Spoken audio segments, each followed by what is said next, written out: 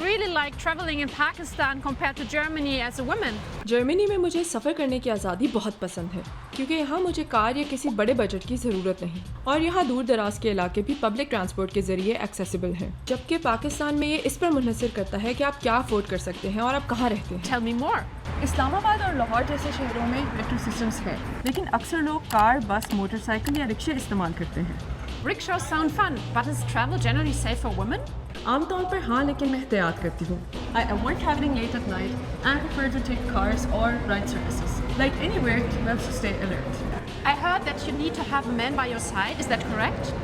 नहीं, ये पुराने वक्तों की बात है। आजकल तो दिन के वक्त पब्लिक स्पेसेस अक्सर महफूज होती हैं, लेकिन ये लाजमी नहीं है। What about how I dress? Can I wear this? Again, it depends on where you are. बड़े शहरों में जीन्स और शर्ट्स आम हैं, लेकिन अगर बहुत छोटा लिबास पहना जाए या फिर जैसे कि मिनी स्कर्ट्स तो लोग शायद आपका आंखों से एक्सरे करेंगे। So that's a no-go. From time to time we also get stares in Germany. बिल्कुल, हर मुल्क की अपनी रियलिटीज़ हैं। Still, I would be very interested to visit your country. आप हमें बताइए कि क्या आपके पास पाकिस्तान में सफ़र करने की कोई टिप्स हैं?